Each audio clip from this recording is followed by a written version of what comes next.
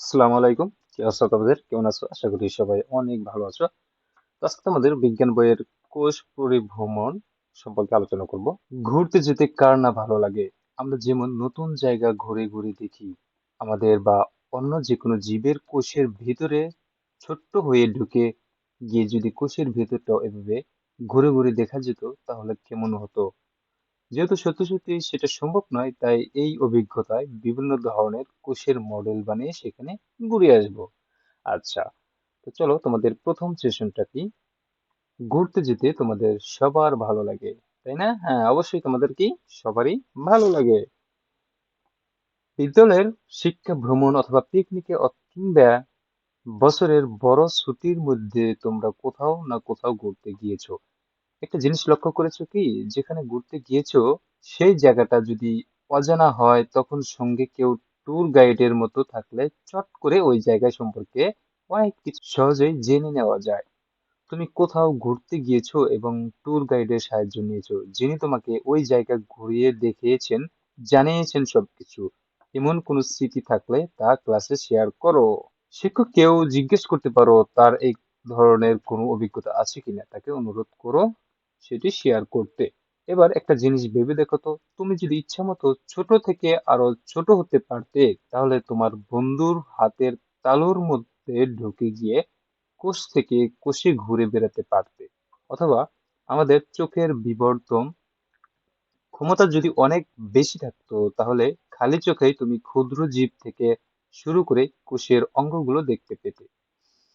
অণুবীক্ষণ যন্ত্র ছাড়া এগুলো দেখা যায় না, তাই এই অভিজ্ঞতায় অণুবীক্ষণ যন্ত্রে দেখা কোষের মডেল বানিয়ে সেই মডেলের মধ্যে পরিভ্রমণ করবে আর জানবে বিভিন্ন কোষ ও কোষের অঙ্গাণু সম্পর্কে। কোন পরিভ্রমণে তোমরা একজন ট্যুর গাইডের ভূমিকা নেবে? তাহলে চলো পরিকল্পনা শুরু করা যাক। আচ্ছা, এই দেখো এই চিত্রটা দেখলে তোমরা আরো একটু ক্লিয়ার হয়ে যাবে। শিক্ষকের নির্দেশনায় দুটি দলে ভাগ হয়ে যাও। একটি দল প্রাণী কোষ, অন্য আরেকটি দল উদ্ভিদ কোষ নিয়ে কাজ করবে। উদ্ভিদ কোষ দলটি আরেকটি ছোট উপদলে ভাগ হয়ে প্লাস্টিড এবং প্রাণী কোষ দলটি আরো দুটি উপদলে ভাগ হয়ে মাইটোকন্ড্রিয়া ও নিউক্লিয়াসের মডেল নিয়ে আলোচনা করবে। দল দুটি একত্রে অবস্থান নেওয়ার পর অনুসন্ধানী পাঠের কোষ বিজ্ঞান অধ্যায়ে খুলে বের করে ভূমিকা অংশটুকু পড়ে প্রাথমিক ধারণা নিয়ে নাও। কোনো অংশ বুঝতে অসুবিধা হলে শিক্ষককে প্রশ্ন করো, ধারণা স্পষ্ট করে নাও। উদ্ভিদ ও প্রাণীকোষে কি কি কোষ অঙ্গাণু আছে এবং প্লাস্টিড, মাইটোকন্ড্রিয়া ও নিউক্লিয়াসে কি কি বিদ্যমান তা দলে এবং উপদলের একটি তালিকা তৈরি করে নাও। এই তালিকা থেকেই দল উপদলের এক একজন সদস্য এক একটা অঙ্গাণু নিয়ে কাজ করবে। তুমি কোন অঙ্গাণু নিয়ে কাজ করবে তা দলের সিদ্ধান্ত নেওয়া শেষ হলে নিচে চকটি লিখে ফেলো। এই হলো তোমাদের নাম এবং অঙ্গাণু। তুমি কোন অঙ্গাণু নিয়ে কাজ করবে সে অবশ্যই কি করবে, এখানে লিখে ফেলবে। দল ও উপদলের মধ্যে থেকে কেউ একজন প্রত্যেকে যে কোনো অঙ্গাণু নিয়ে কাজ করবে তা চূড়ান্ত হবার পর খাতায় অথবা ডায়েরিতে লিখে রাখো। এবার দলে আলোচনা করে ঠিক করে নাও কিভাবে মডেল বানাবে। এক্ষেত্রে নিচের বিষয়গুলো বিবেচনা করো। মডেল বানানোর সময় মাথায় রাখবে যাতে একজন ট্যুর গাইডের নেতৃত্বে যেমন একদল পর্যটক সব জায়গা ঘুরে ঘুরে দেখতে পারে, তেমনি তোমাদের দলের মডেলে অন্য দলের প্রত্যেকে এক এক করে ঘুরে দেখার মতো সুযোগ থাকে। কোষ পরিভ্রমণের সময় কোষের সব অঙ্গাণুর সঙ্গে যাতে প্রত্যেকের পরিচয় ঘটে।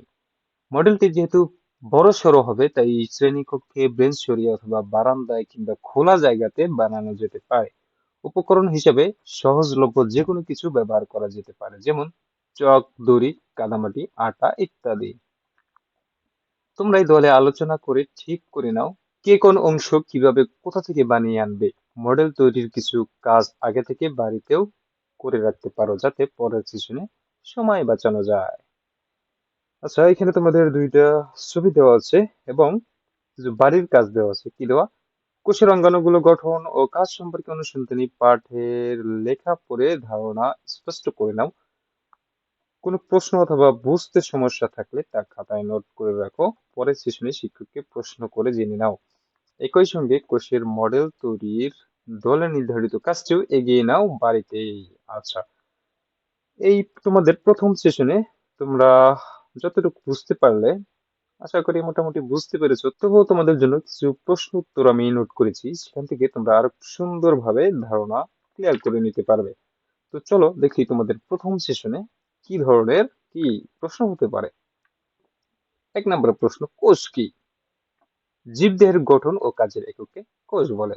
কোষ কত প্রকার ও কি? কোষ 2 প্রকার, একটি আদি কোষ এবং প্রকৃত কোষ। আদি কোষ কি? যে সকল কোষের নিউক্লিয়াস সুগঠিত নয় তাদের আদি কোষ বলে, যেমন ব্যাকটেরিয়া, ইস্ট, নীলাভ, সবুজ শৈবাল ইত্যাদি। প্রকৃত কোষ কি? যেসব কোষের নিউক্লিয়াস সুগঠিত তাদের প্রকৃত কোষ বলে, যেমন মানুষ, ঘোড়া, হাতি ইত্যাদি। কোষের বিভিন্ন অংশের গঠন ও কোষের গুরুত্বপূর্ণ অঙ্গাণুগুলো বর্ণনা করো। এই দেখো, এই 2টা চিত্র তোমরা কি তোমাদের বইতে দেখেছো? তো এই 2টা চিত্র তোমরা কি কি দেখতে পারো দেখো। একটা কি উদ্ভিদ কোষ আর একটা কি প্রাণী কোষ। ক্লোরোপ্লাস্ট, কোষ প্রাচীর, কোষ গহ্বর। আবার এইখানে ব্যতিক্রম কি? লাইসোসোম, সেন্ট্রোসোম, এই 2টা কি ব্যতিক্রম। আর যে বাকি যেগুলা, যেমন গোলজি বডি, কোষ ঝিল্লি, সাইটোপ্লাজম, নিউক্লিয়াস, আন্তঃপ্লাজমীয় জালিকা, মাইটোকন্ড্রিয়া, এই যে উদ্ভিদ কোষ এবং প্রাণী কোষ উভয় কোষেই বিদ্যমান।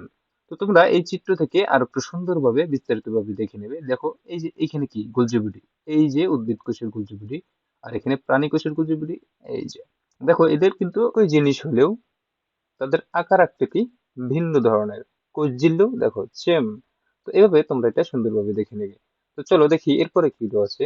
এখানে বিস্তারিত ভাবে একটু বর্ণনা করা আছে। এই যে যে তোমরা এগুলা দেখলে, এগুলা কি বর্ণনা করা আছে। তো দেখি, কোষ প্রাচীর। কোষের বাইরের দিকে 3 স্তর বিশিষ্ট শক্ত আবরণকে বলা হয় কোষ প্রাচীর। উদ্ভিদ কোষে কোষ প্রাচীর থাকে, প্রাণী কোষে কোষ প্রাচীর থাকে না। কোষ প্রাচীর সেলুলোজ, পেকটিন এবং লিগনিন দিয়ে তৈরি। কোষ ঝিল্লি। কোষের বাইরের দিকে 2 স্তর বিশিষ্ট নমনীয় আবরণ বা পর্দা ঝিল্লিকে কোষ ঝিল্লি বলে। প্রাণী এবং উদ্ভিদ উভয় কোষেই কোষ ঝিল্লি থাকে। এটি প্রোটিন, লিপিড ও পলিস্যাকারাইড দিয়ে গঠিত। প্রোটোপ্লাজম। কোষপ্রাচীর ও কোষঝিল্লিকে অতিক্রম করে ভিতরের দিকে গেলে যে অর্ধ জেলির মতো বস্তু দেখা যায় তাকে বলা হয় প্রোটোপ্লাজম। প্রোটোপ্লাজমে শতকরা 75 থেকে 95 ভাগ পানি। এরপরে কি নিউক্লিয়াস। আচ্ছা দেখো, এই নিউক্লিয়াসের বিভিন্ন অংশ। নিউক্লিয়াস মেমব্রেন, কি নিউক্লিওলাস, নিউক্লিওলাস, নিউক্লিওপ্লাজম, ক্রোমাটিন তন্ত্র, নিউক্লিয়ার রন্ধ্র। এই ছিল তোমাদের নিউক্লিয়াসের পরিচিতি। তো নিউক্লিয়াস বলতে কি? কোষের প্রোটোপ্লাজমে অবস্থিত অপেক্ষাকৃত গোলাকার ঘন বস্তুটি হলো নিউক্লিয়াস। নিউক্লিয়াস ঝিল্লি, ক্রোমাটিন তত্ত্ব ও নিউক্লিওলাস নিয়ে নিউক্লিয়াস গঠিত। এরপরে কি সাইটোপ্লাজম। সজীব কোষ হতে নিউক্লিয়াসকে বাদ দিলে যে অর্ধ তরল অর্ধ স্বচ্ছ জেলির ন্যায় পদার্থ দেখা যায় তাকে সাইটোপ্লাজম বলে। সাইটোপ্লাজমের মধ্যে যে অঙ্গাণুগুলো থাকে তাকে বলে সাইটোপ্লাজম অঙ্গাণু, যেমন কোষ গহ্বর, গোলজি বডি, আন্তঃপ্লাজমীয় জালিকা, সেন্ট্রোসোম, লাইসোসোম। তো এই ছিল তোমাদের প্রথম সেশন। তো আমরা পরবর্তীতে দ্বিতীয় সেশন থেকে আলোচনা শুরু করব। তো তোমরা প্রথম সেশনে কোনো কিছু বোঝার বাকি থাকলে অবশ্যই তোমরা কমেন্টে জানাবা। আমরা চেষ্টা করব তোমাদের সব কমেন্টে উত্তর দেওয়ার জন্য। তো ধন্যবাদ সবাইকে। আসসালামু আলাইকুম।